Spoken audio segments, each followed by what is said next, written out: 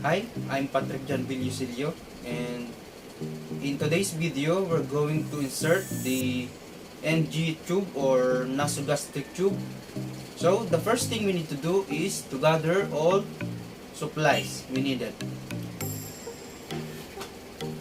So we're going to need some gloves, of course the tube, the page strips, and the lubricant, and also the big syringe and the cup with the straw. And before we start, we need to wash our hand and hand hygiene, and also verify the patient with 2 identifiers and provide privacy. Make sure the bed is at height for you. The side of the bed you're on is the nostril you're going to choose. So I'm on this side of the bed, so I'm going to use this nostril to put the tube down. So there, not there. So I'm not going to reach around and try to use the other nostril. So if it is not working on this side of the nose, so you can go on to the other side of the bed to do it. Not to insert like this of the other side of the nose. So you can go on to the other side. Okay? So now wear the gloves.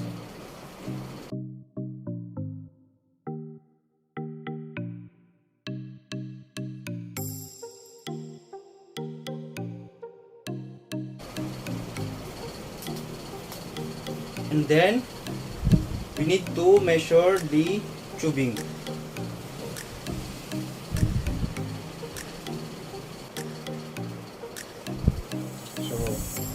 So we start of the tip of the nose and to the ear.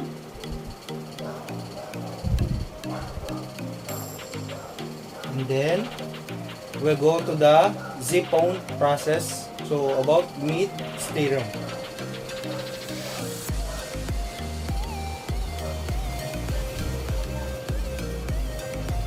So this is about how long we're going to go with our tubings. So there. So there. So some of the tubing doesn't have a mark. So you need to put a tape or white tape para malaman mo ang lalim. So after measuring the tubing, so we're going to take our lubricant. So there. You need to open it. And then we need to put a lubricant to trying to make this as comfortable as possible for the patient.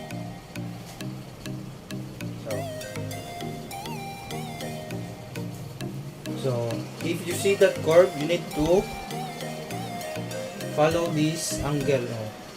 You need to go with the curve when you insert it to her nose. So we'll insert it just a little bit. So ask the patient, how you doing? So ma'am, are you okay, ma'am? So yes. Okay. We gonna give them a cup of water.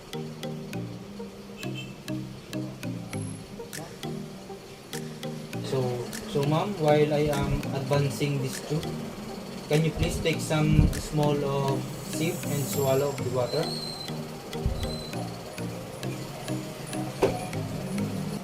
And that's going to help you to get the tube down. So, alright, now we reach the point that we were measuring it. So the next thing we need to do is to check the placement. One little tip, as you're advancing it, if you notice they're starting to cough or they're starting to act like they're choking, or you try to talk to her and they can't really respond to, so you are in the wrong spot. Okay, you are in the wrong spot. So you are in the trachea, not to the esophagus, and that's not great. Okay? So if that's the case, then obviously you need to remove the tube. And also when you're inserting the tube, it's also good idea to hook the patient up to the pulse ox. After inserting the tube, you need now to put a tape on her nose. So,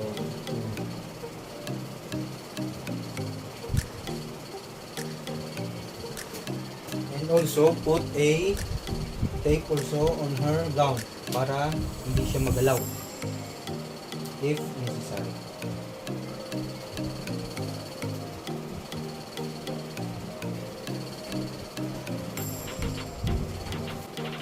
Now, so to check placement, we're going to need your big syringe.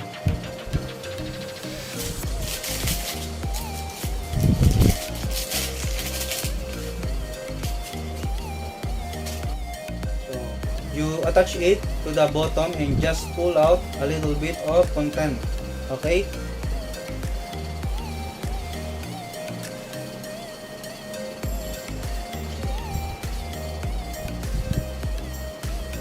It.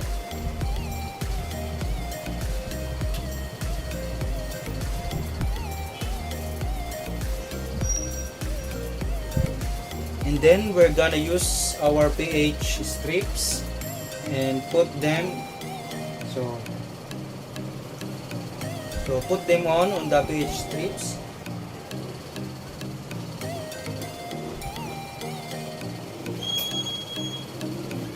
So it should become acidic.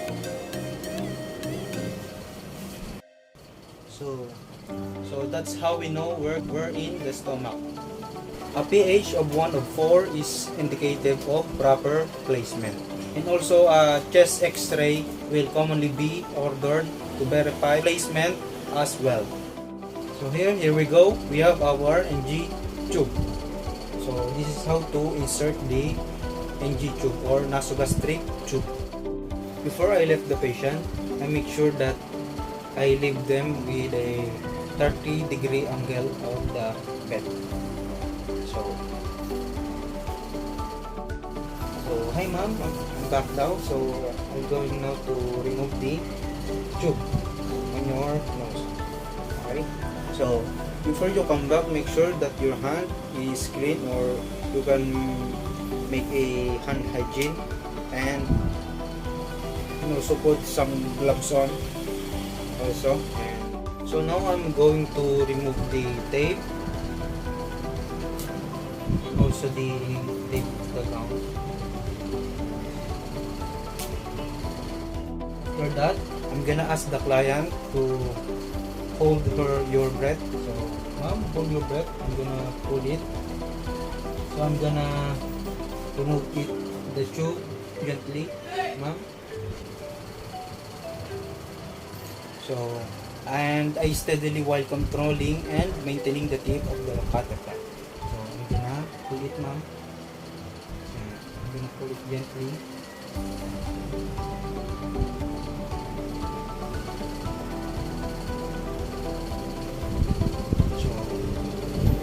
So I'm going to inspect the tip of the catheter for integrity. So it's look like it's still intact. So I can discard it all of my tubing.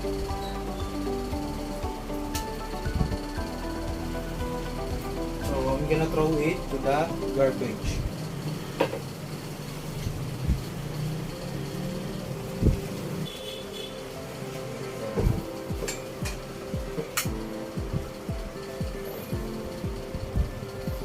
Also remove the towel.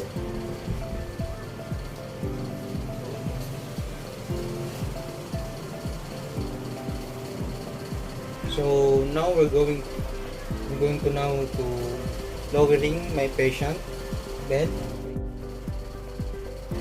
So again, make sure that your patient is comfortable how they tolerated this procedure. Okay, now I'm gonna remove my gloves.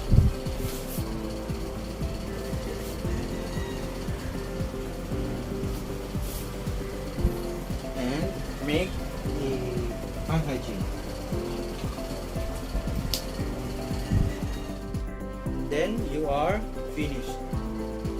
So now you need to make a documentation and report.